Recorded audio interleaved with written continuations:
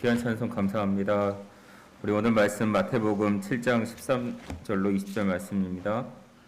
마태복음 7장 13절로 20절 말씀 신약성경 10페이지에 있습니다.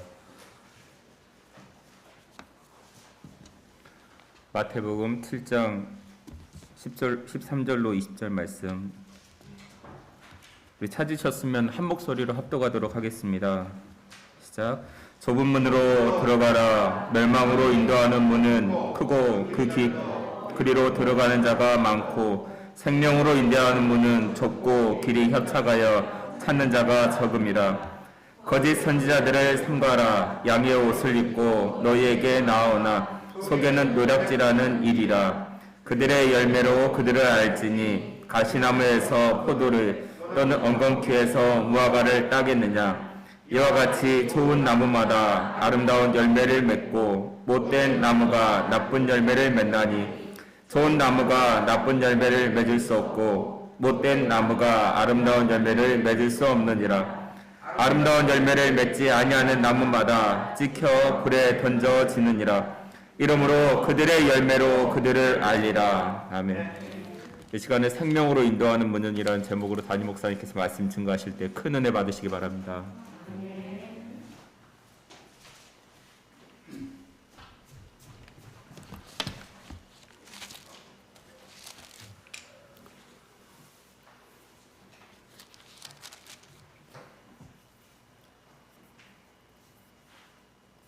좋으신 아버지 하나님, 오늘 아침에 저희들 모든 마음의 준비를 하고 찬양을 드렸고 말씀을 듣고자 하나님의 귀한 말씀을 청정하고자 이 자리에 모였습니다. 하나님, 우리를 축복하여 주시옵소서. 예수 그리스도의 이름으로 축복하여 주시옵소서. 하나님 홀로 영광 받아 주시옵소서. 예수 그리스도 이름으로 기도드리옵나이다. 아멘. 할렐루야. 할렐루야. 아버지 하나님, 사랑합니다. 베드로보다 바울보다 더 사랑합니다. 예수님 사랑합니다. 예수님의 보혈의 피의 십자가를 믿습니다. 성령님, 이 시간 우리의 마음을 감동시켜 주시옵소서. 아멘. 두 손 들고 아멘. 아는 사람 딱 한 명이 있어. 안 했지만은 마음속으로 더 높이 찬양을 했을 줄로 생각합니다. 네. 자, 그랬잖아요. 여러분 집에서 소리 지르면 민원 들어와요. 그렇죠? 대부분 아파트 관리소에서 민원 들습니다. 벽을 쾅쾅 두들게 해요. 우리가 이제 그렇게 당하고 있습니다. 처음에는 요즘은 좀 공포예요. 그래서 하나님 앞에 생각을 왜 많은 집을 줘도 왜 이런 집을 줬을까? 물론 우리가 선택한 거예요. 제가 선택한 것이고, 네, 왜 하필이면 하고 많은 집에서 그렇게 문제점이 많은 옆집에 하나님께서 선택을 하셨을까? 고민 중에 있습니다. 아마 제가 생각할 땐 그분 좀 정신과 치료를 받아야 할 정도로 아주 심각하게 법적인 문제, 윗집 아랫집 이렇게 문제가 있었더라고요. 나중에 알고 보니까 아직도 해결이 안 된 상태예요. 그러다 보니까 우리도 피해가 오는 거예요. 조금만 저기 하면 문을 쾅쾅 새벽에 1시도 그냥 어쩔 때는 그냥 음악을 아침부터 트로트 음악을 크게 트나 아마 우보식도 해가지고 천장에 대고 오는 것 같아요. 아주 논란의 거리가 되고 있습니다. 예. 네.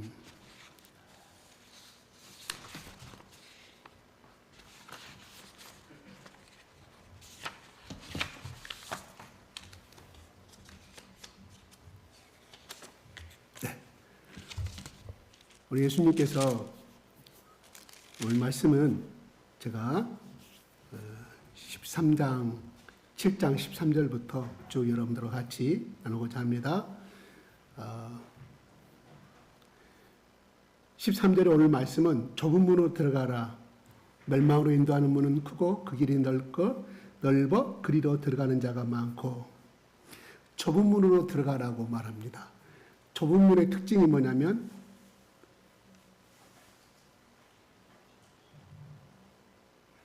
좁고 14절 볼까요? 좁은 문은 예수님이 말씀하신 좁은 문이라는 의미는 14절 볼까요? 시작.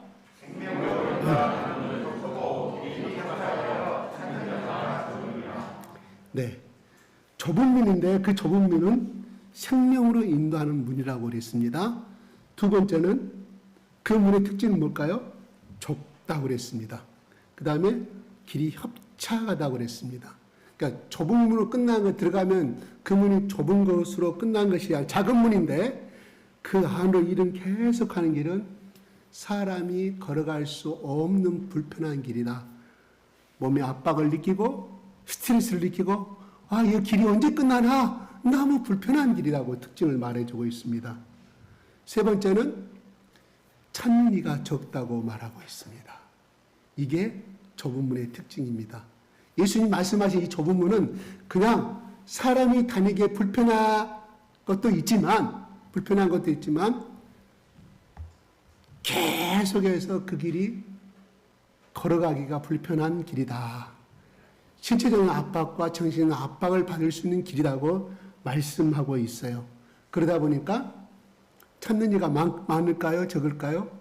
그 길을 걸어가지 않으려고 하겠죠. 그 길을 걸어가고자 하는 사람이 적다 이런 말이에요. 그러나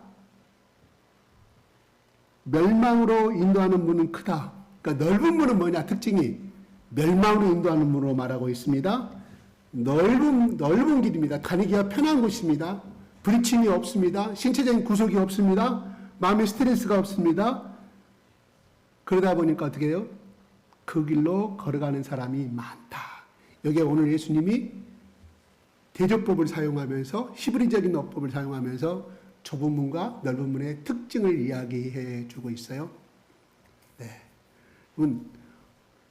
그 당시에 예루살렘의 외부 도시에서 시골에서 예루살렘의 도시로 들어가려고 하면 엄청난 큰 성이 예루살렘의 성이 있었습니다.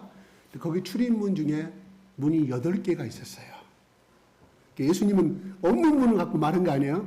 그들이 알고 있는 처지에서 말하고 있는 그 당시의 배경과 문화를 가지고 8개의 넓은 문이 있었다고 그래요.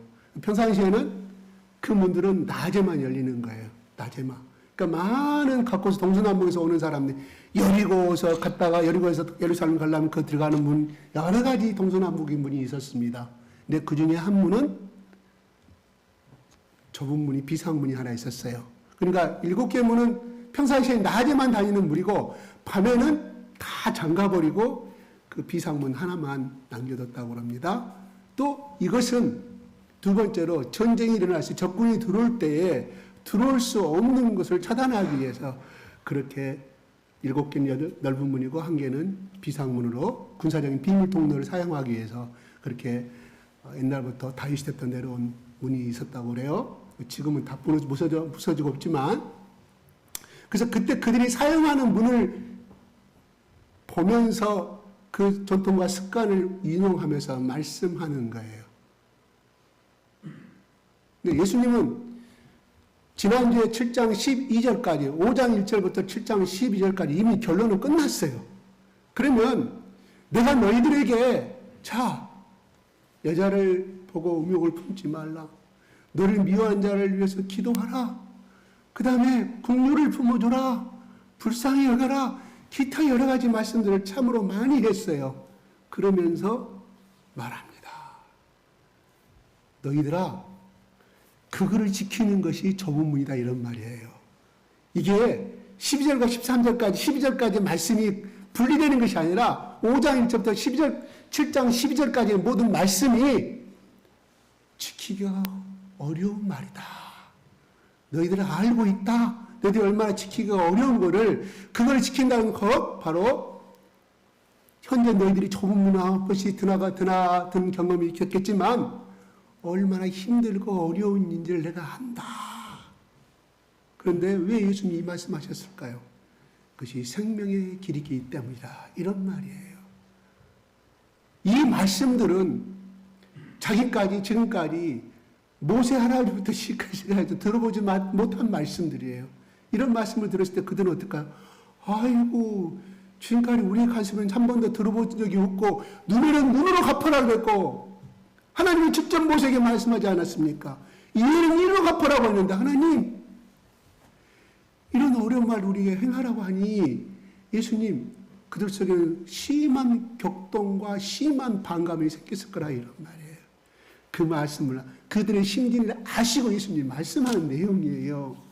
조금 들어가라. 그것을 이렇게 지키는 거 힘든 건 내가 안다. 그런데 그것이 생명의 길이다.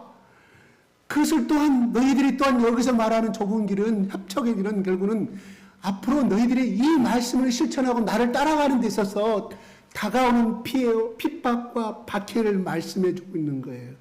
다시 말해서 앞으로 너희들이 나를 따를 건데 내가 길이요 진리라고 말해야 했는데 너희들이 이걸 실천하는 데서는 좁은 문을 비집고 들어가서 암석에 부딪히고 그 길에 어깨가 부딪히고 윽박 깨지고 캄캄한 그 길을 통과하는 데 있어서 많은 고난이 올 것이라는 말씀을 애견하시면서 이 말씀을 하신 거라 이런 말입니다.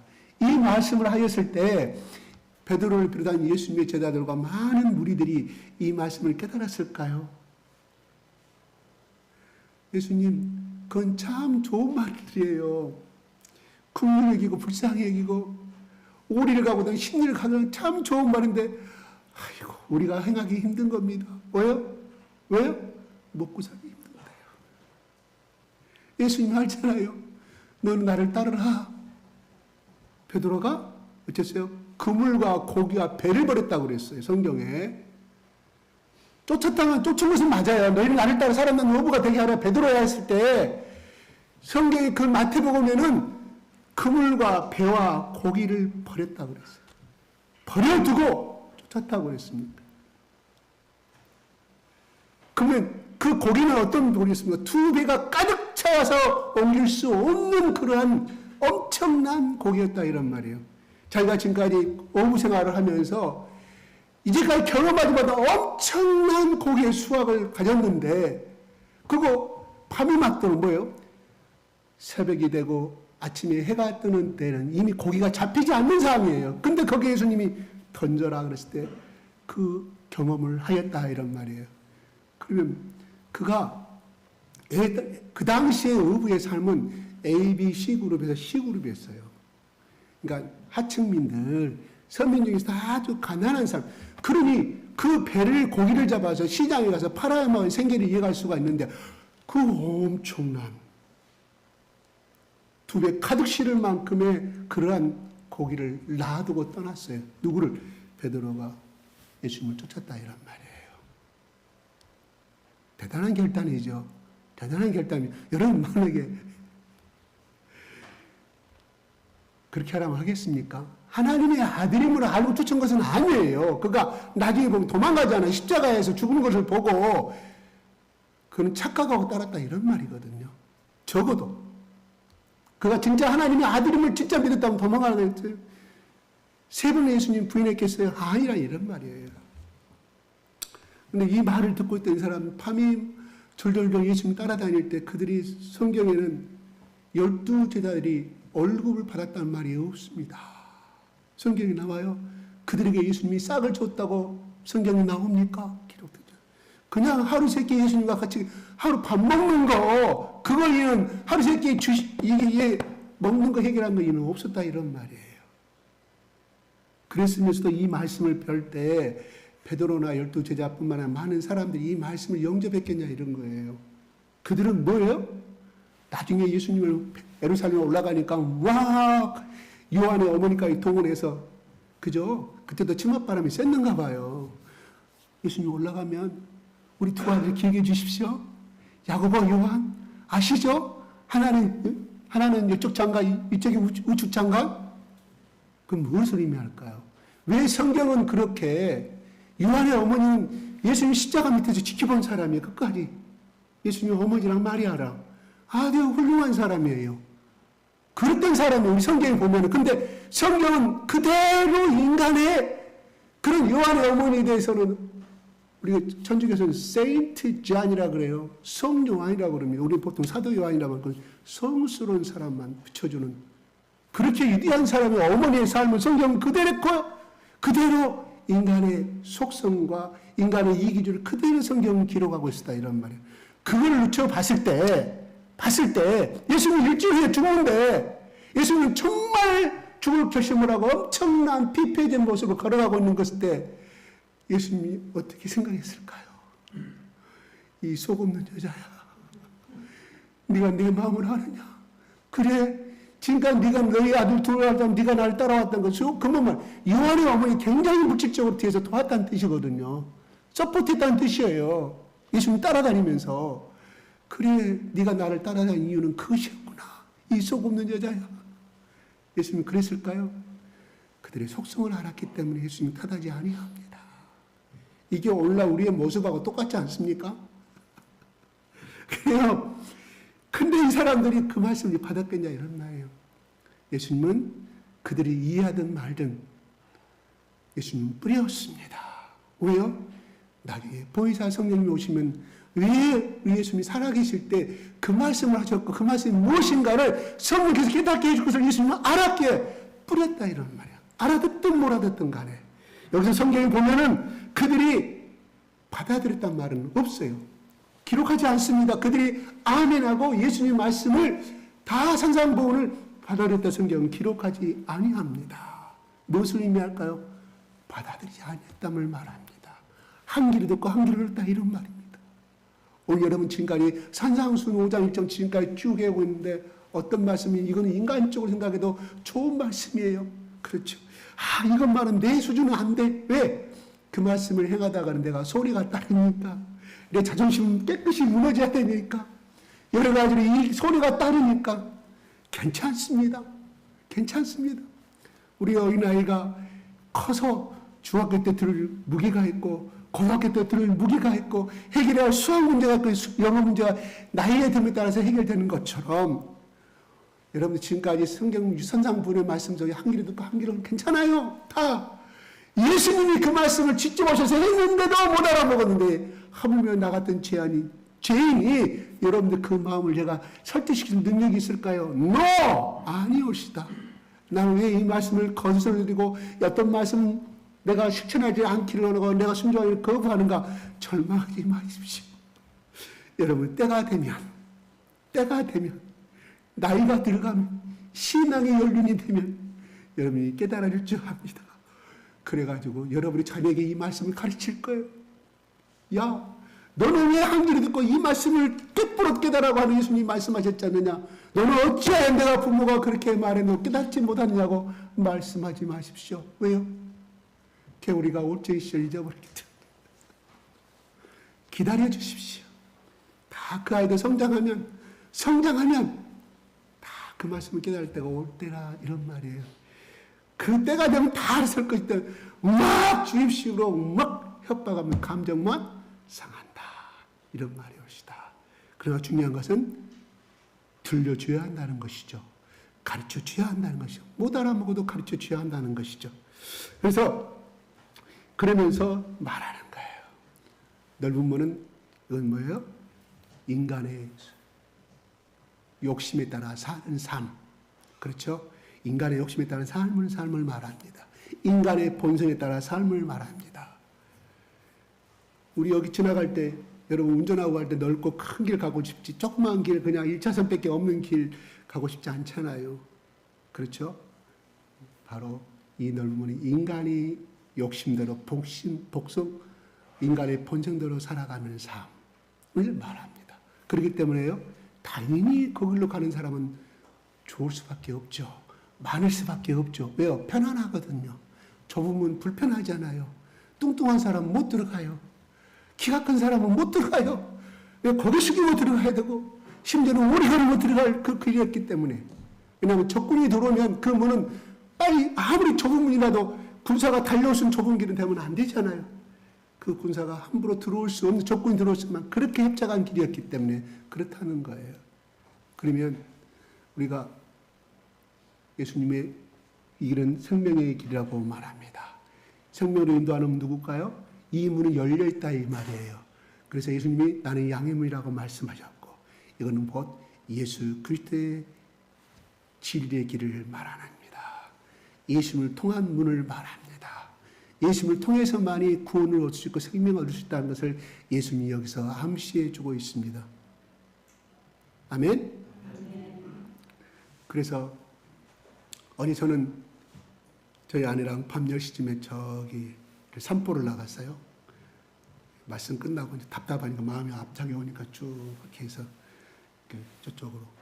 거기가 갈 때마다 코로나 기간 동안에도 엄청나게 많대요. 그 롯데마트 못 가서 거기 오른쪽에 양쪽으로 술집들이 엄청 많아요. 그죠? 다 20대, 제 눈으로는 20대 아마 초반부터 30대 중반 정도 남녀가 거기 식당마다 식당은 아니죠. 이거 가득 찼어요. 가득. 코로나 때도 저는 그걸 봤거든요. 이번에도 어제도 깜짝 어른들 상대로 한 식당은 벌써 다 문을 닫았는데 20, 30대를 상대로 하는 그런 주점들은 가득 찼어요. 좀 식탁이 이렇게 좁아. 왜? 주인이 그만큼 단위면적당 가성비를 많이 얻으려고 하면 월세 내야 되잖아요. 관리비 내야 되잖아요. 주인 입장에서는. 그런 데로만 보증금만 2, 3억에 월세 한 2, 300 될 거예요. 여기는 번화가라 팍팍히 차있어. 남녀들. 그 책상엔 전부 다 테이블에는 이거 그 나쁘다는 뜻 아니에요. 근데 그 시간대가 저희들이 10시 50분 정도 됐어요.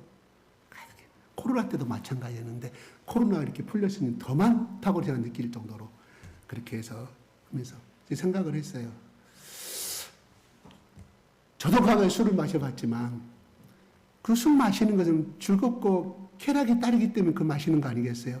만약에 술 마시는 것이 괴롭고 힘들고 협착의 길이었다면 오늘날 술집은 지금까지 내려오지 않겠죠. 이미 없어졌겠죠. 그 술이라는 게 많은 젊음을 누릴 수 있는 하나의 지름길이고 또한 흙문제 같은 역할을 하기 때문에 그 길을 가는 거 아니겠습니까? 제가 그걸 그러면서 야, 우리나라가 이렇게 어둡다 하고 생각한 것이 아니라 어떻게 하면 이 신약이라는 수를 통해서 이 구약이라는 성경이라는 수를 통해 저 젊은 애들이 이끌어올 수 있는 교회의 방법이 없을까? 이 생각을 해봤어요. 그게 오늘날 교회의 사명이요. 교회가 가야 할 길이라고 생각하는 거죠. 저렇게 해서 저 길을 가니 어젯밤에 그렇게 그 많은 중에 교회를 다닌 사람 청년도 있었을 거라 이런 말이에요.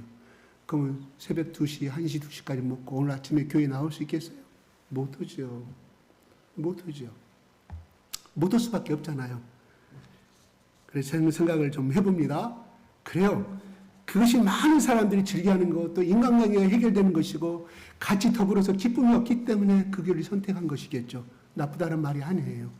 그것이 결국 멸망의 길이고 쾌락이요 저는 단정 짓고 싶지 않다 이런 말. 다만 그 모습을 통해서 오늘날 우리 교회가 오늘날 한국의 교회가 어떻게 해야 될 것인가. 저들을 보다도 하나님 앞으로 이끌어올 수 있는 지혜와 간구가 필요하다고 저는 그렇게 느껴봤습니다. 어떻게 보면 그는 기독교인의 책임이라고 봅니다. 물론 천주교에서는 술과 가물을 제약으로 생각하지 아니합니다. 다 신부들과 같이 먹어요. 저도 신부가 대학 4학년 때 저희 장남이 집에 와가지고 신부가 한 32살 먹은 신부인 저랑 같이 여러 가지 이야기를 한 적이 있었어요. 신앙의 토론을. 저는 그때 얘기했어요. 김수환 추기경님도 이거 하시는데 이건 천국 가는 거는 문제가 없지만 그래도 성직자의 길이라면 저는 술, 담배는 삼가해야 된다고 생각합니다. 제가 조심스럽게 말했어요. 그러나 신부님의 그 행동에 저는 타하지 않습니다. 그랬더니 신부님이 허허 우셨던 기억이 있나요? 예. 그분 어떻게 된가? 지금 은퇴하셨겠죠. 저보다 나이가 많았기 때문에. 예. 그래서 참 어떻게 하면 저는 젊은이들보다 술보다 더 맛있는 교회, 술보다 더 기쁨이 생기는 복음, 술보다 더 좋은 예수 그리스도 앞에 인도하는 이러한 우리의 기독교인의 신앙의 각성이 있어야 되지 않을까 이런 생각을 제가 해봤습니다. 네, 우리가 성경에 보면 고난의 길을 선택한 사람이 많이 있습니다. 여기 좁음이라는 고난의 길을 말하는 거예요. 고생의 길을 말하는 거예요. 왜냐하면 거대한 기득권 세력들이 99.99% 아니겠습니까? 그 당시에. 거기에 세력에 대항해서 거슬려서 복음을 증가한다는 이 자체는 정말 고독의 길이요, 사형의 길이요, 죽음의 길이었다. 이런 말이에요.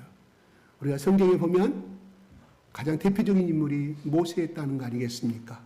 40세까지 그는 모든 학문을 통달했고 그대로 있었으면 아마 그 왕이 죽으면 그 자리를 이어서 애굽의 왕이 될 수 있는 자리인데 영광과 공주의 아들임을 칭함을 거절하고 그 길을 선택했다고 성경은 말하고 있습니다. 모세는 그 길을 선택했습니다. 그를 선택해서 모세 한 사람의 섬김으로 인하여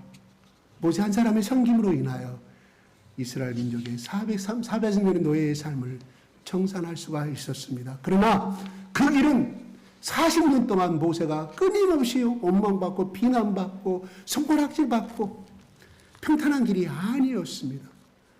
모세는 그 길을 감으로 처음부터 끝까지 고난의 길이었습니다. 그는 가나안 땅도 받지 못하였습니다. 그러나 오늘날 이스라엘 사람들에게, 오늘날 우리가 예수를 믿는 우리들에게서는 모세는 위대한 하나님의 종이라고 우리는 자신 있게 말할 수 있고 유대교에서도 유대인들도 그렇게 말하고 있다는 사실입니다. 그래요. 어떤 이 좁은 길을 간다는 거, 진리의 길을 간다는 것이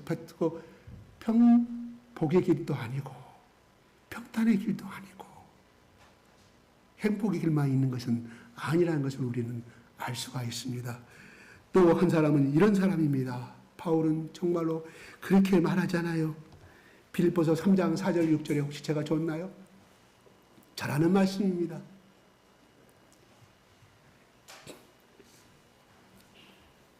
시작. 그러나 너도 육체를 신뢰할 만하며 만일 누구든지 다른 이가 육체를 신뢰할 것이 있는 줄로 생각하면 나는 더욱 그러하니. 네. 이거는 유대인들에게 향해서 바울이 말하는 거예요. 내가 예수를 믿는데 나 찌질한 사람이 아니었다. 내가 바리새인적인 바울이가 율법에 능통한 자고 가말리엘 내가 사람한테 배웠다. 나의 스승입니다. 그 당시에 이런 가말리엘 문화에 들어가는 것은요. 한 번 모집할 때 수많은 랍비의 후손들이 자손들이 모집했다고 그래요. 몰려들었다고 그래요. 그 경쟁률이 엄청났다. 딱 꼽는 게 두세 사람. 그 수백 명, 수천 명이 그 지원하는 그 중에 바울이 거기에 선택됐다는 것은 바울이 그만큼 율법학자로서 뿐만 아니라 구약에 능통한 사람이 누구든지 인정받을 수 있는 사람이었기에 가말리엘 문화에 입학할 수가 있었다 이런 말이에요. 오늘날 저기 S대가 아니라 저 일본의 저기 T대가 아니라 하반에서 더 센 이스라엘 당시에는 들어가기 힘들었다 이런 말이옵시다. 거기에 들어가서 입학되어서 공부를 하였으니 야 나는 너희들 웃기지 마 임마. 나는 또 그렇게 능통한 것뿐 아니라 나는 베냐민 지파의 후손이야. 베냐민 지파이 뭐예요? 베냐민 누구예요? 12아들 중에 제일 막내 아들 아닙니까? 거기에 라헬이 낳다가 죽었잖아요. 베냐민을 낳다가. 그래서 절대 잊어버릴 수 없는 동생이 누가? 요셉이 애굽의 총리 생활하면서 그 엄마 없이 큰 애 요셉은 엄마의 사랑을 받았던 사람인데 아기를 낳을 때 베냐민을 낳을 때 죽었다 이런 말이에요. 동생이 생각할 때 형이 생각할 때 얼마나 마음이 아팠겠어. 다른 10명의 형제들이 생각도 나지도 않아. 베냐민부터 물어보잖아요. 가면을 쓴 채로 자기 신분을 바뀌자고 그 형들한테 너희 동생은 잘 물어보면서 얼마나 보고 싶었으면 가슴으로 낳은 아이라 이 말 자기 동생. 근데 베냐민 지파의 후손들의 대표적인 인물이 누군지 아십니까? 왜 바울은 그 베냐민을 꺼낼까요? 자기 후손, 자기 조상인 베냐민이라고. 이건 사울왕 베냐민 지파의 후손이에요. 역사에 위대한 인물이 많이 나왔다 이런 말이에요. 나는 그런 자랑스러운 내가 핏줄 가진 혈통이다. 너희는 난 무시하지 말라. 내가 빌빌해가지고 어디 이름도 없는 지파 중에 후손인지 아느냐. 나는 그런 사람이다. 그리고 바리새인은 내가 뭐냐? 바리새파, 신학적으로 내가 바리새파다. 영생을 믿고 사후에 영혼의 불멸의 사항을 믿는 것이다. 여기 너희 사두개파야. 웃기지만 너희들이 이 생에서 죽은 다음에 세계는 없다. 이스라엘 중에 그런 사람들이 사두개파예요. 현실 먹고 잘 사는 것이 축복이다. 죽은 다음에 영혼은 끝나는 것이다. 이게 사두개파이다. 이런 말이에요. 나는 바리새파다. 여러 가지로 바울은 이야기하고 있습니다. 바울은 이러한 길을 바로 예수를 만나서 이 좁은 길을 선택했습니다. 아마 바울은 그냥 있어도 성공이 보장된 사람이었습니다. 바울은 아시아와 터키 아시아와 그 다음에 유럽을 복음을 증거하면서 그가 얼굴을 팔았다는 성경은 나오지 아니합니다. 4달 생활비를 팔았다는 성경은 기록하지 아니합니다. 무슨 의미일까요? 그는 자기 부모로부터 받은 텐트 장막자는 기술을 가지고 그의 의식주의 문제를 해결했다 이런 말이에요. 다만 선교비용 예루살렘에다가 모금을 해야 되고 가뭄이 들어서 예루살렘이 망하게 됐을 때 많은 교인들이 준 그 헌금을 가지고 전달한 역할을 했지 그가 월급을 받고 정당한 대가를 바라고 했던 대목은 나오지 아니합니다. 그는 그 좁은 길을 선택했습니다. 왜요? 그의 생명을 인도하는 문이기 때문입니다. 생명을 전달하는 길이기 때문입니다. 바울은 그리함으로 말미암아 그렇게 말하지 않습니까? 바울은 내가 모든 것을 배설물로 이겼다. 율법도 그리스의 헬라 철학도 로마의 철학도 모든 지식을 나는 똥으로 이겼다. 그리스도를 하는 것이 가장 더 베스트 오브 베스트더라. 그리스도를 알기 위해 나는 다른 것은 다 버리기로 했다고 고백하고 있습니다. 참으로 위대한 고백입니다. 그는 정말 예수를 제대로 만난 사람이라 이런 말이 옵시다. 바울은 276명이 예수의 몸으로 끌려갈 때 그렇게 배가 요동할 때 선원들은 다 도망치려고 그랬습니다. 무거운 모든 화물짐, 택배 모든 것 바다에 던졌습니다. 그래야만이 살 수가 있기 때문에 태풍이 치고 갈 때 14일간을 선원들은 자기의 항해술을 이용해서 도망치려고 했습니다. 바울은 그런 가운데서 오직 하나님께 기도합니다. 그러한 난국에 모든 사람들은 살려고 하는 그러한 항해술을 모든 지식을 동원하고 있을 때 바울은 오직 조용한 배 한 구석 지하에 들어가서 맨 밑바닥에서 기도합니다. 하나님 어떻게 하시겠습니까?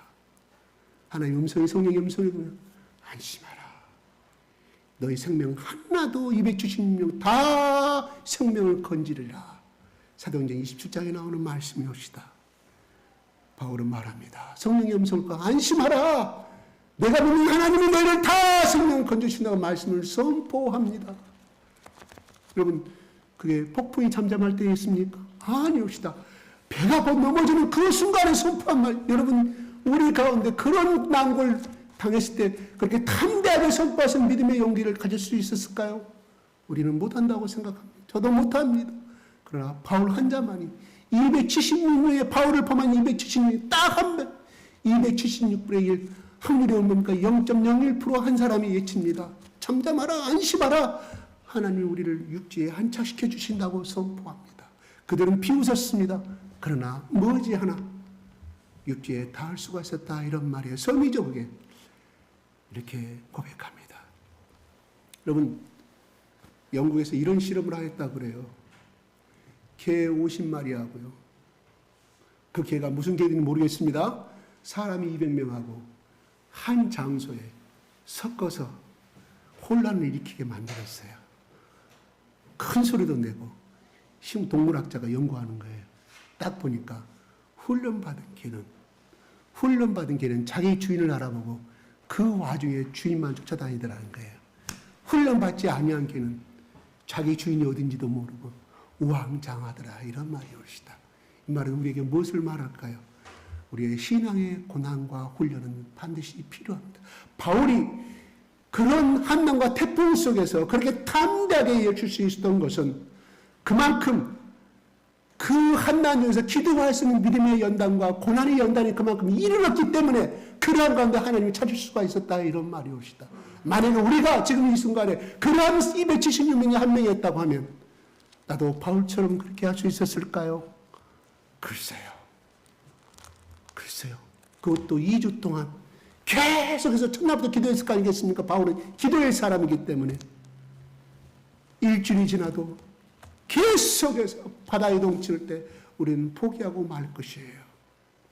바울이 그러한 믿음의 연단과 그런 고난 가운데서도 하나님과 1대1 독대를 하면서 기도할 수 있고 그 음성을 들을 수 있었던 것은 그리고 담대히 선포했다는 말, 자신감을 가지고 자신 있게 내 생명 걸겠다 이런 말 아니겠습니까?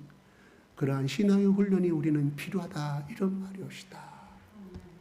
내가 스스로 훈련이 아니라 하나님이 필요할 때 우리 일상의 삶 속에서 우리에게 그렇게 고난과 또한 어려움을 통해서 우리를 하나님이 하나님의 사람으로 오직 예수 그리스도를 가장 고상한 지식이라고 그가 표현할 수 있었던 건 바로 이런 한 날을 겪었기 때문에 그러한 가운데 자기가 체험한 세계라 이런 말이에요.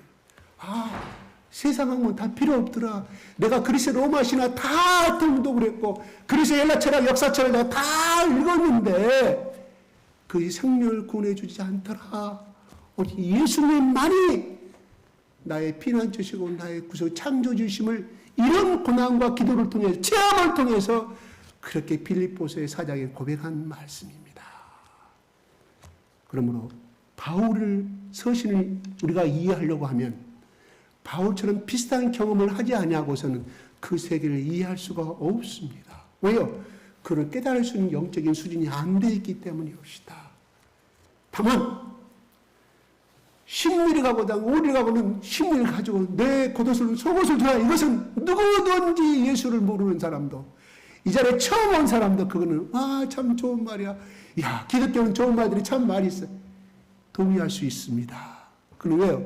도덕적인 말이기 때문에 윤리적인 말이기 때문에. 그러나 바울이 말한 고난 중에 감사하라. 아이고 웃기고 있네. 누가 그걸 받아주지? 그런데 그걸 체험해 본 사람은 감사했을 때 우리 몸 안에 네 각자가 말합니다. 감사하는 고백을 땡큐 감사할 때 우리 뇌의 전도 편집이 엄청나게 활성화되고 우리 속에 알지 못하는 우리가 알고 있는 우리 호르몬들 있잖아. 그 위에 수많은 호르몬이 우리 몸 안에서 분비가 돼서 그 어려움을 이겨낼 수 있는 힘이 생기더라 이런 말이에요. 그 네 각자가 한 말이에요. 그 사람이 예수 그리스도 믿는 사람이 아니에요. 그러므로 우리는 감사라. 왜 감사해야 됩니까? 그 말 필요가 없어. 단순히 믿는 거예요. 그냥 아멘 그냥 아이처럼 왜 믿어야 따지고 그런 것이 아니라 그나마 감사합니다. 이 고난을 주심을 감사합니다. 이 열등감을 주심을 감사합니다. 이 문제를 주심을 감사합니다. 하면 하나님이 그게 응답받을 수 있는 우리의 영적인 체력과 육적인 체력을 주시면서 하나님이 응답해 주신다 이런 거예요. 하나님 뭐예요? 하나님은 생리학자입니다. 하나님 뭐예요? 심리학자입니다. 하나님 뭐예요? 우리 인간을 만드신 분이기 때문에 감사했을 때 그 역경을 헤쳐나오시는 우리 몸 안에 그 힘을 주신 거예요. 여러 가지 신체적인 변화, 영적인 변화를 통해 세포적인 변화를 통하여서 그 당시에 바울은 감사할 때 그가 이런 생리적인 변화와 이런 의학적인 생리학적인 것을 알고 감사했을까요? 몰라요. 어떻게 그 당시 그 의학이 그걸 발견할 수 있겠습니까? 이런 호르몬이 나온다고 그때 그 수준은 아니에요. 그러므로 우리가 중요한 것은 좁은 문으로 들어가라. 그러면 들어가는 거예요. 그러면 생명의 문이다. 그래요. 그냥 내가 머리가 깨져도 내가 한번 부딪혀 보겠습니다. 하나님, 여러분 이런 일화가 있습니다. 3마리 개구리가 여러분 숙제 한번 내겠습니다. 여름에 나뭇잎을 타고 3마리 청개구리가 싹 강물을 따라 흘러가고 있습니다. 8월 달이었습니다. 엄청 더워요. 그 중에 한 마리 청개구리가 야, 나 너희들아 이렇게 이 나뭇잎을 타고 강물하면 너무너무 좋은데 나 더워서 난 못 견디겠어. 나 물속으로 들어갈 거야. 여러분들 물어봅니다. 나뭇잎에 개구리는 몇 마리 있었을까요? 청개구리가 3 빼기 1은 2입니다. 맞죠? 땡. 제가 그 쉬운 문제를 내겠어요? 여러분 조신 분이 있어서 내가 웃자고 말한 거예요. 아직은 또 3마리입니다. 왜? 내가 3마리 중에 1마리가 나 도루가 물에 뛰어들 거야. 그 다음에 뛰어들었다는 그런 나오지 아니합니다. 마음은 그랬단 마음은 그러나 행동하지 않았다 이 말이야. 행동했단 말이 성경 아니 그 책에는 기록되지 아니합니다. 뭘 의미할까요? 예수님이 하나님이 모세와 이스라엘 백성들에게 가나안 땅을 정복하라. 그리고 내가 너희들이 살 수 있는 거대한 축복의 땅을 내가 예비하였느니라. 너희들 것이 내가 이미 너희에게 붙였다고 선포했습니다. 그러나 이것을 선포한 것은 그들은 깨달았을까요? 깨달았어요. 알았어요. 중요한 것은 그 결과를 내가 열매를 따먹으려면 어떻게 그 요단강을 건너야 돼요. 두 번째 전쟁을 치러야 돼. 이스라엘 백성들이 백전백승 했습니까? 아니었다. 패배한 것도 좀 승리한 것이 더 많은데 이스라엘 백성들이 안 죽었습니까? 죽었어요. 신이 따랐어요. 많은 사람 자기 남편도 죽고 아버지가 죽었습니다. 뭘 의미할까요? 바로 깨닫는 것과 아는 것과 행하는 것 다르다 이런 말이에요. 하나님은 우리에게 행하였을 때 복음을 준다는 거예요. 행하였을 때 복을 주신다고 그랬지 절대로 그냥 듣는 것과 깨닫는 것으로 끝나는 것이 아니라 이런 말이옵시다. 이게 하나님이 우리에게 주신 약속의 말씀이에요. 그래서 신명기의 8장인가요? 내가 너희에게 두 길을 주었으니 너희들이 택하라. 하나는 생명의 길이요 복의 길이요 하나는 멸망의 길이다. 화가 임하는 길이다. 사망의 길이다. 선택은 너희에게 있다고 말합니다. 신명기 말씀 올려주십시오. 우리가 이미 신명기 말씀을 공부했지만 다시 한번 보고자 합니다.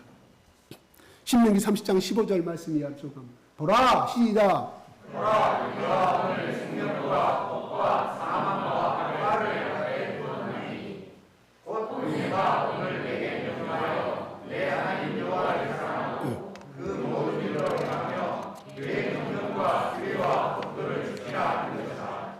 그리하면 내가 생존하며 건강할 것이요 또 내 하나님 여호와께서 내가 가서 차지할 땅에서 내게 복을 주실 것입니다. 그러나 내가 만일 마음을 돌이켜 듣지 아니하고 유혹을 받아 다른 시대에 행하고 그를 보인다면 내가 오늘 너희에게 선언하노니 너희가 반드시 망할 것이다. 너희가 여자를 건너가서 차지할 땅에서 너희의 날이 길지 못할 것이다. 네, 하나님 우리에게 축복의 분명히 약속하셨어요. 그러나 선택은 나입니다. 선택은 여러분입니다. 여러분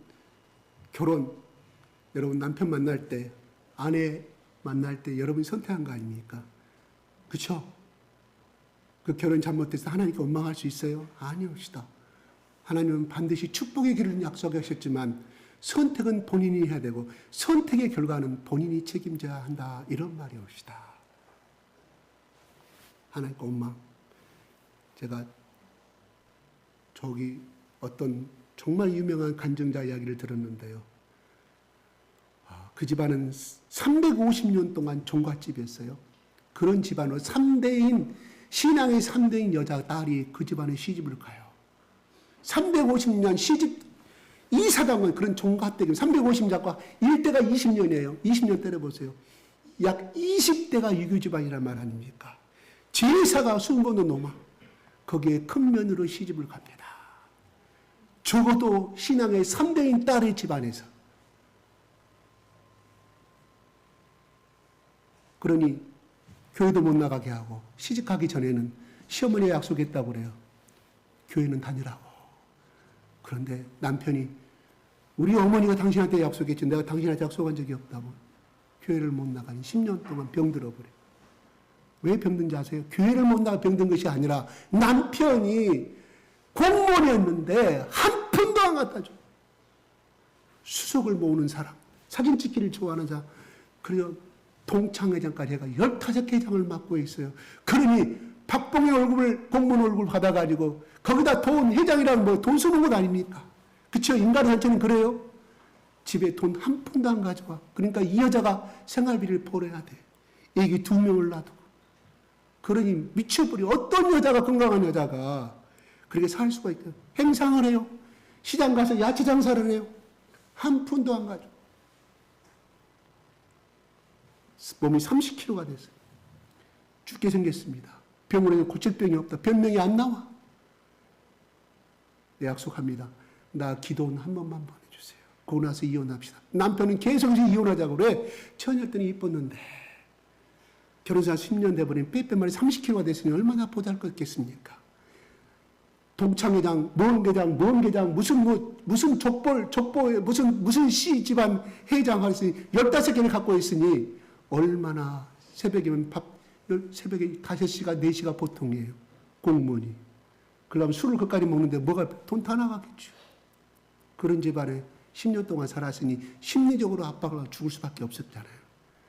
이혼을 날마다 요구하면 누가? 남편이. 왜? 세장 받으려고. 이쁜 여자. 왜? 공무원 생활 20년 지나서 계급이 꽤 올라갔을 거 아니에요. 사람들이 인기 좋을 거 아니에요. 근데 얘 차버리도 내가 다른 여자 어디서 살 수 있어. 남자는 다 도둑놈이에요. 우리 교회 사람들은 아닙니다. 예, 절대로 여자가 아내가 이혼하자 절대 안 할 사람 우리 여기 쪽에 있는 남편들. 하나님 그런 사람은 우리 교회 보내주세요. 아멘. 우리 아브라함 목사님 그랬잖아요.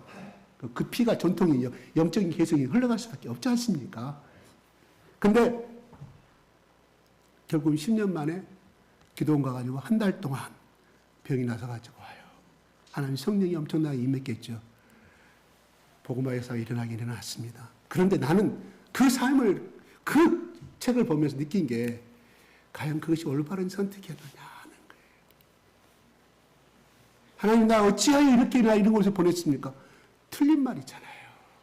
자기가 선택한 길이었잖아요. 엄마가 중매서서 갔다고 그래. 안 갔어야죠. 믿음의 결단을 했어야죠. 그렇죠.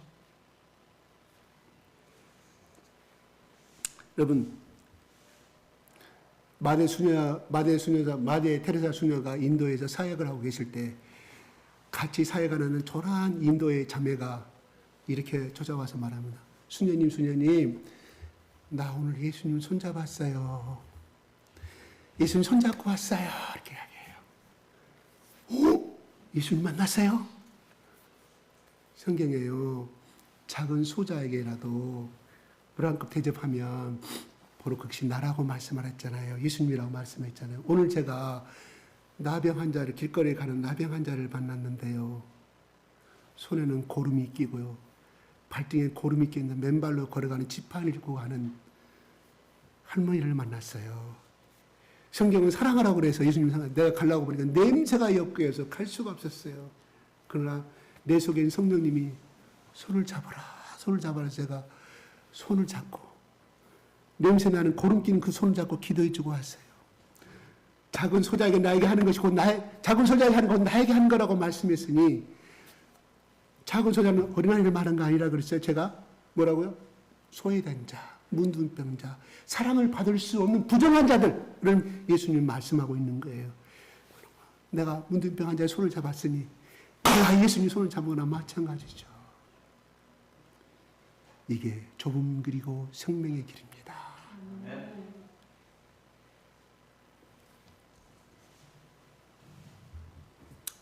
여러분, 신명기 34장 10절에는 하나님이 말합니다. 이후로도 모세 같은 선지자를 내가 만나본 적이 없다고 하나님이 고백합니다. 참으로 위대한 사랑입니다. 그런 예수님의 속성을 닮은 사람입니다. 그런 곧 하나님의 인격을 닮은 사람이라 이런 말이옵시다. 여러분, 언젠가 제가 삿갓 쪽이라는 것을 제가 사진을 찍어서 수요일 예배 시간에 말한 적이 있어요. 조개는 조개인데 배 밑에나 바위에 묻혀가지고 조그만 조개인데요. 이거는 망치로 깨지 않은 이상은 그 조개는 생명을 건져간다고 그래요. 조개는 뭐예요? 붙어 있어야 되잖아요. 그래서 시속 300km, 400km 엄청난 태풍을, 산 같은 태풍이 와도 그 바위를 때려도 그 삿갓 쪽에는 다 붙어 있다고 그래요. 근데 오늘날 그것이 왜 그런가를 오늘날 과학자들이 해결하지 못하고 있어요. 밝혀내지 못하고 있습니다. 여러분, 베드로는 한 번은 배신했습니다. 3번 배신했지만 베드로는 가는 곳마다 좁은 길을 선택하여서 많은 생명을 살리는 사람이 되었습니다.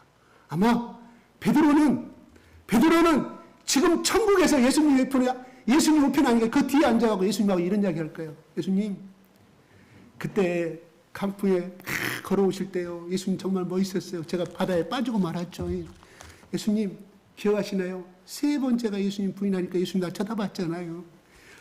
이런 이야기 저런 이야기 하면서 예수님, 그래도 내가 예수님처럼 십자가에 거꾸로 죽어서 제가 예수님 뒤편 옆에 앉아가지고 이런 이야기도 하네요. 우리가 프린시아지처 로마를 불태우고 복음을 들어 영국을 건너가서 미국을 불태우고 이제 가난한 땅 소망이 없는 그 언제들과 고백한 그 소망이 없는 이 가난이 언제든지 없을 수 있겠습니까? 그런 땅이 이제는 200개국이 넘는 선교사를 파송하는 국가가 되었네요. 예수님, 저는 예수님 따른 것이 얼마나 행복인지 몰라요.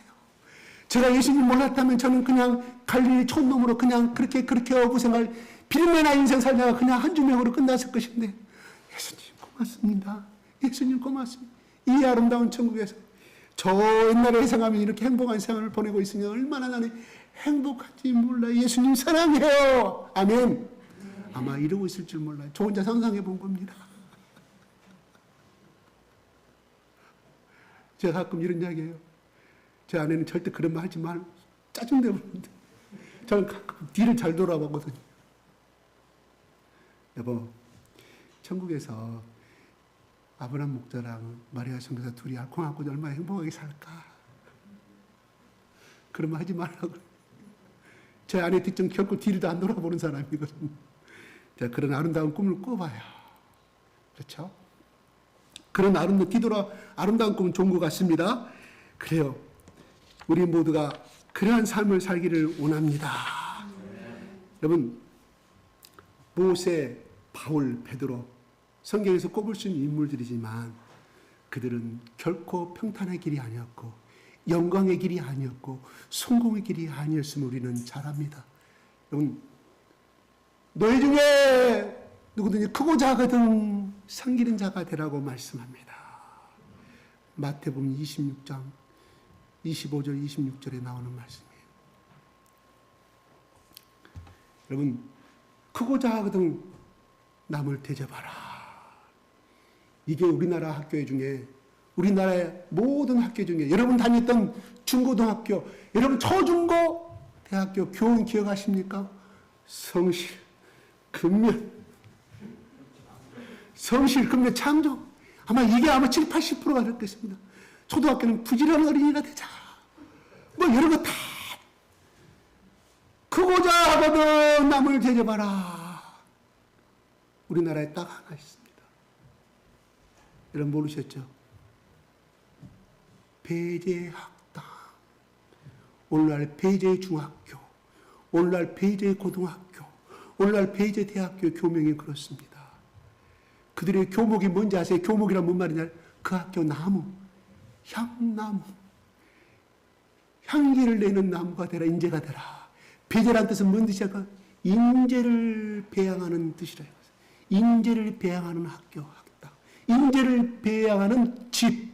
정확히 말하면 이게 누가 세웠어요? 아펜셀라가 고종한테 이야기가 고종이 내리는 것입니다. 배제학당. 학교가 처음에는 2명이었어요. 크리스찬 선교사 집을 그 옆방을 터가지고 방을 2개를 터서 학교를 세웠는데요. 배우러 온 사람이 2명. 나중에 6명이 왔습니다. 배운 지 계약한 지 한 달 만에 다 떠납니다.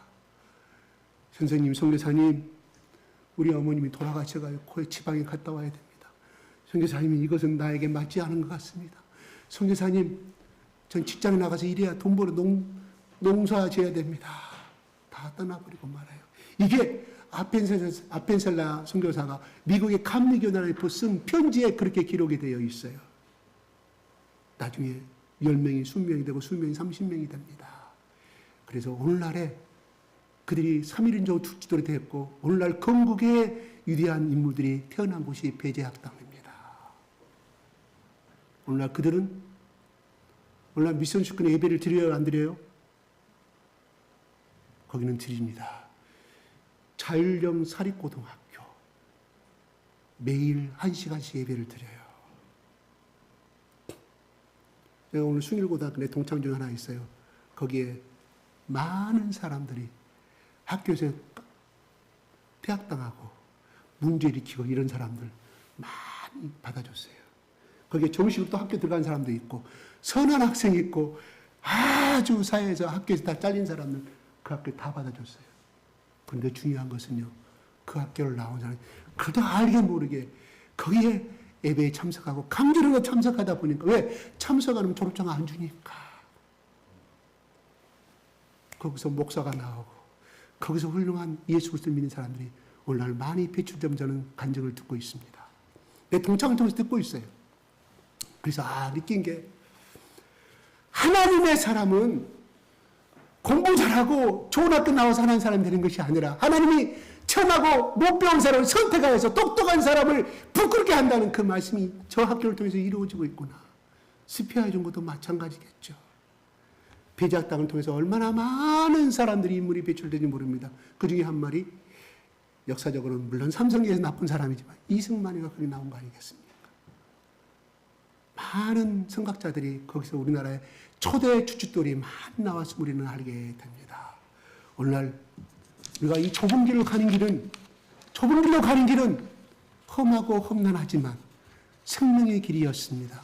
여러분, 죽은 시체는 어떤 것도 나오지 않습니다. 썩은 벌거지만 양성이 됩니다. 생명이 없기 때문에 열매를 맺을 수가 없습니다. 오늘 성경 말씀에 거기에 좋은 나무 열매를 맺으라고 말합니다.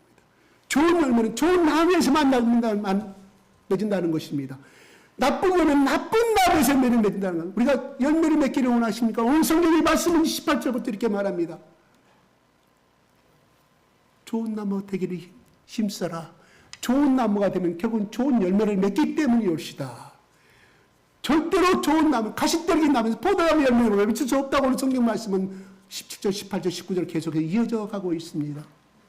그 다음에 모래에 지은 집, 바위에 지은 집 말씀을 지키고 행하는 자는 바위에 지은 것 같다. 태풍이 불고 창수가 나고 파도가 나도 절대 그 집은 무너지지 아니한다. 그러나 모래에 지은 집은 나 말씀을 들어 실천하지 않는 것이기 때문에 똑같다.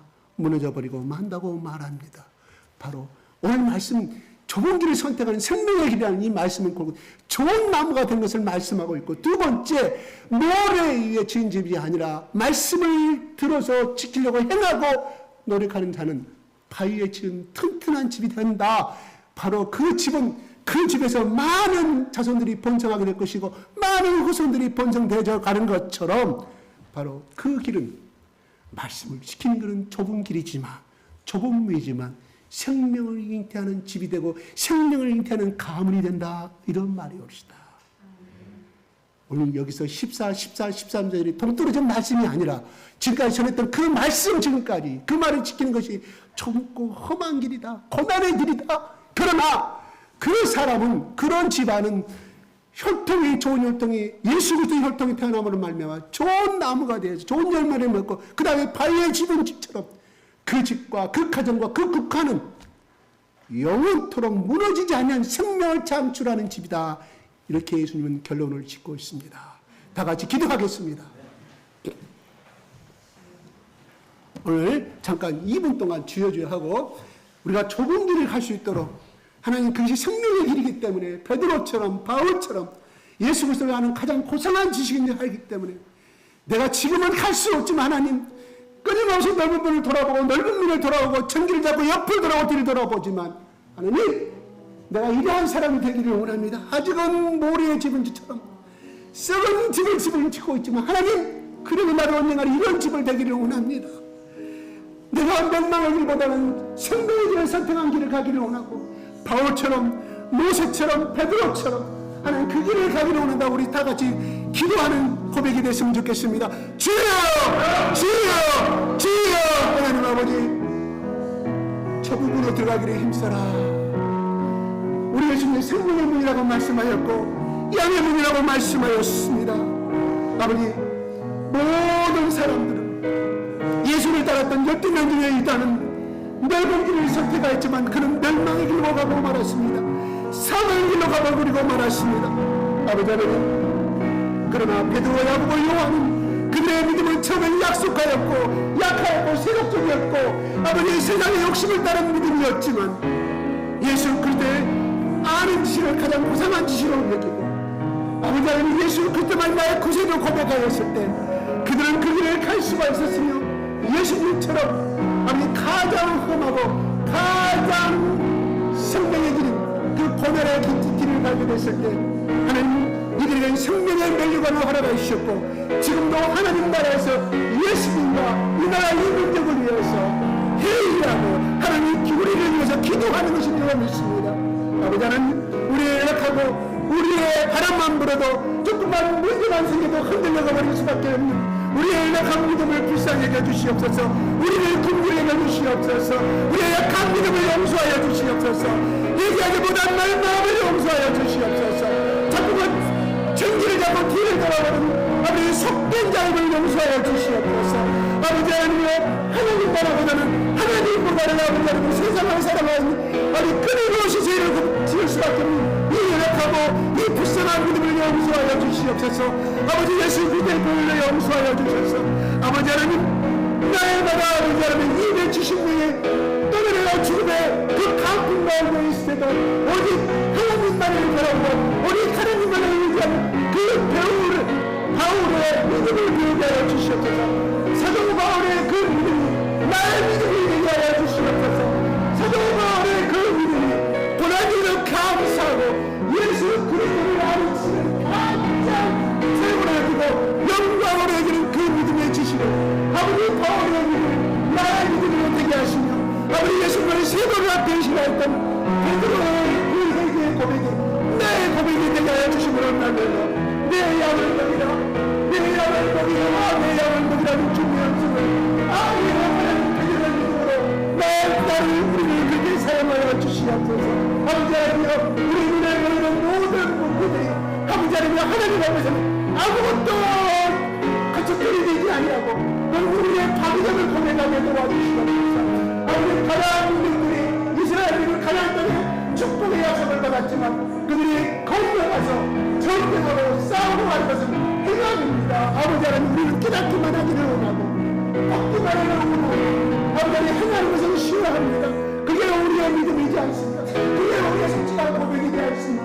그러나 고난이 우리는 감동받은 말씀 하나님 그 우주하리라고 우리의 왕자임을 아버지를 거듭하고 오직 하나님이 원하신 뜻을 행했던 베드로 바울 모세처럼 하나님 바울처럼 아버지 하나님 우리가 예수의 그릇을 잡고 길고 험하지만 영광의 그 길을 향하여 달려가는 우리 모두가 되게 하나님 축복하여 주시옵소서. 우리 교회가 되게 해주시옵소서. 우리 주사가 교회가 되게 하여 주시옵소서. 하나님 축복을 받은 빌라델에 전 칭찬받는 교회가 되게 하여 주시옵소서. 각각 가정이 지상을 가정이 빌라델의 교회가 되게 하여 축복하여 주시옵소서. 빌라델의 교회도 축복받은 가정이 되게 하여 주시옵소서. 그러한 자녀들이 되게 하여 주시옵소서. 이나라 베이지한 땅처럼 이 나라 민족을 위하여 하나님 나라를 위해서 많은 나라를 인재들이 양산되는 교회가 축복도 있게 하여 주시도록 주여 축복하여 주시옵소서. 이 시간 아픈 자리에 손을 씻으시고 아픈 자리에 두 손을 내십시오. 마음에 소원이 있는 사람 두 손을 가슴으로 올려주시옵소서. 이건 예수 그리스도 이름을 불러가며 같이 기도하겠습니다. 주여 주여 주여 아버지 하나님 예수님의 제자들과 예수님 사랑하시오. 아버지 하나님 주님과 사랑합니다. 하나님 아버지와 아픈 죽음의 자가 서리시는 아버지 하나님과 모든 각색된 분들입니다. 아버지와 눈을 뜨고 아버지와 하나님의 영광에 달려드는 그 역사가 이 시간 우리 주장하는 역사가 일어나게 도와주시옵소서. 성령님 우리를 고칠 수가 없사나 우리 예수님의 보혈의 손 우리 아픈 자리에 서게 하실 때 아버지 이 하나님의 손으로 안수하여 주시고 안수하여 주시고 병과 병을 물리쳐주시고 치료받게 하여 주시옵소서. 모두가 건강한 몸으로 회복게 해서 하나님과 있는 길을 가게 하여 주시옵소서. 이 시간 예수 그리스도의 이름으로 명령하니 이 시간 예수 그리스도의 명령하노라. 모든 병들아 모든 질병들아 하나님의 아들 예수 그리스도의 이름으로 명령하니 떠나갈지어다 떠나갈지어다 떠나갈지어다. 이미 저주와 모든 가물은 우리 예수 그리스도께서 십자가에서 해결하였사오니 이 시간 문제를 시켜주시옵소서. 그 안수의 손이 예수 그리스도의 피 묻은 손이 안수하여 주셔서 안수하여 주셔서 치료받게 하여 주시옵소서. 치료받게 하여 주시옵소서. 치료받게 하여 주시옵소서. 시력이 약한 시력을 회복시켜 주시옵시고 뇌관이 약한 사람, 오장육부가 약한 사람 하나님 치료하여 주시옵소서. 척추가 약한 사람, 아픈 사람 하나님 치료하여 주시옵소서. 어깨가 아픈 사람 예수 그리스도 이름으로 치료하여 주시옵소서. 나무를 입을지어다 예수 그리스도 이름으로 선포하노라. 나무를 입을지어다 깨끗함을 입을지어다 깨끗함을 입을지어다. 마음에 걱정 것이 많은 사람 이 시간 예수 그리스도 이름으로 명령하는 떠나갈지어다. 모든 장면들아 예수 그리스도 이름으로 떠나가라 떠나가라 떠나가라 떠나갈지어다 떠나갈지어다.